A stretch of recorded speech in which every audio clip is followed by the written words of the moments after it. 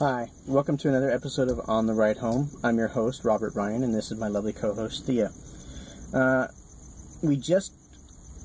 do have to apologize, we did not have a time to do a preview for the up-and-coming movie that we just saw, Into the Storm. We kind of came across pre-screening tickets at the very last second, so we didn't really have time to do it. So I do apologize for that.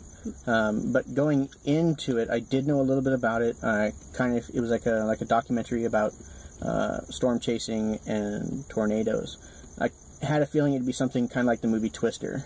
If you guys remember that movie, if you've ever seen it, that was a pretty good movie. I was kind of not my kind of movie. I was expecting it to probably be somewhere around a 5 or 6 as far as my expectations were for that type of movie. Because I just not my cup of tea. Leah? Are we doing the preview? Yeah, kind of. A little bit. Going into the movie, I thought it would be just like Twister, which I thought would be a fun summer, movie full of CGI. I thought it was going to be around 7. Around 7? 7. Okay. After watching the movie, it actually wasn't too bad. It wasn't at all what I was expecting. It was a lot of camcorder style recordings. A lot of shaky camera, which I wouldn't say it was that shaky. It wasn't as bad as zoom in, zoom out. It wasn't as bad as Cloverfield. Cloverfield was like really shaky. I actually liked Cloverfield. I thought it was done well. Yes, it's shaky. I'm talking about the shaky camera part. Okay, well, shaky camera part. It was really shaky. This movie not so bad. I mean, you could tell like. It was supposed to be that you whole won't camera be throwing up in the theater. No, it's not like that at all. I mean, there's that scene in the beginning of the movie where they're in the car where the camera kind of gets tossed around a little bit. But other than that, it was the camera acting. The camera scenes and everything weren't too bad. The story was okay. I mean, it's a documentary, so I wasn't expecting a whole lot. Not a documentary. Yeah, it's kind of supposed to be like a documentary type of film where, it's about, like, the tornado chasers. Not so much a movie, but a documentary.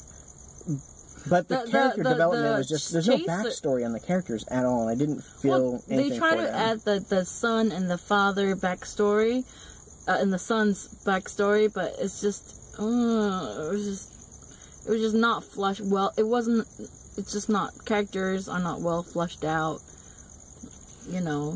Typical, the father does not understand the sons, and the sons don't understand the father. So, after watching it, I would give it more of a 6. Maybe a 6.5. As far as overall, as far as the movie goes. Yeah, I'll give it a 6 as well, just because... actually, in terms of going into it, I knew it was going to be a mindless, fun, summer blockbuster movie. So in that sense, I think, it's a 6 just because, it does what it promises to do. There is no plot, but you don't expect there to be any real plot, going into the movie. But they try to add some emotion and they try to do character development, and it there was just no chemistry. There was nothing there, and I couldn't give a rat's ass also about the characters. There were a couple of hillbillies that were they try to add some comedy to it, and Robert liked that part, but I just didn't find it. It was just kind of awkward, there was a guy, 2 YouTubers, trying to get the tornado scene, and it just, they had a lot of scenes with them in it, and I just felt like, I don't know, it's... So, overall, I would definitely, for this movie, I would say rent it again. I'd say rent it. I know a lot of people really like. A lot of people clapped at the end of the movie. I'm not sure it was a sarcastic. It was so bad. I thought it was. Honestly, I thought it was so bad that maybe I think they only clapped so bad at the that end. It's a little good. No, I think the only reason why they clapped at the end because the ending. There's that funny scene at the end. There we'll tell you later. I don't want to spoil it just yet because I don't want to spoil it for those who haven't watched it yet. I don't think there's anything to spoil. I mean, there's no plot there's no surprise ending. Okay, so we'll go right into the debate. We'll go right into the debate here. So if you haven't watched it yet and you don't want to hear it, thank you for joining, and come back after you watch it and watch the rest of the video. So, okay, there was a couple scenes in there that were just so incredibly unbelievable as far as what anyone would do in any real life situation. It's a movie about a huge tornado. Oh, yes, it is. Okay, but oh my God, okay. There's a scene in there where they have the main, I don't want to say he's the main character, but he's the boss of the tornado watchers. And he's so obsessed with watching tornadoes, and he's really hard on this young character, making, you need to get the shot, you need to get the shot. The footage. And this guy is like scared to death of tornadoes. Like, he's got a phobia on tornadoes. Yet he's a tornado watcher. No, it doesn't. It's not that he has a phobia, but he's just scared, like, because he's never been in the situation before. Okay, maybe, but he's like freaking out. A couple of scenes before. Okay, so you're scared of tornadoes or you're afraid of what happening. I mean, it is danger. I understand, And then at that one scene where he's got, all of a sudden he feels like the courage that he has to film this tornado. So not only is it a tornado, it's on fire, and you're 50 feet away from it going, I gotta get this shot for the boss. I don't think so. And then he's like, he drops the camera. Everyone is standing. I gotta go back for the camera, and everybody's like, leave it! And he gets sucked up into the tornado. It's funny because it's comical because you can see his body going up into the tornado while on fire. That was my favorite scene, I'd say. That was my favorite scene of the movie. Oh my gosh. And everyone else is standing by the church, which is like maybe 50 yards away, and you can still see the tornado. Film it over by the church where you're going to get shelter, not 50 feet next to it, going, I gotta get this shot. Like, really? Anyway, let's move on. I know you're really, really upset about this. I'm upset about that scene. That one scene. Okay, let's talk about the positives. Oh, did you like any part about the movie? Okay, positives. The only thing I liked about the movie were the rednecks. The rednecks. That's one of my the redneck YouTubers. Moments. These guys were the comic relief of the movie. There was no other comic relief in the movie. Here's the comic relief.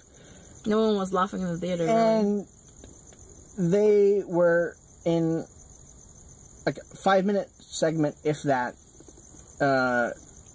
in the movie where they were doing shooting a stunt scene. They were kind of like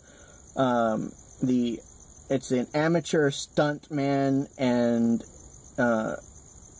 who's his friend? His friend was just an instigator. They're just two goofballs they were like jackass, for YouTubers, but weren't very good at it.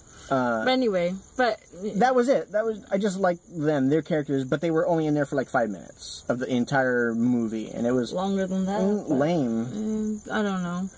It had good effects. I'd say the CGI was pretty cool. I did like all the ripping apart stuff. I know that the first like half of the movie, every time the storm and the CGI, the tornado comes, like the camera falls to the ground and we miss the actual footage of the actual storm. Like what why? What's the point of having this? This is a tornado movie. Why are you dropping the camera and not letting us see the disaster of this tornado? Like, only at the end, towards like second half of the movie is when they started showing like the tornado, right. And they would switch between like first person shooter, with a person holding a camera, to like actual like, oh, you're watching a movie.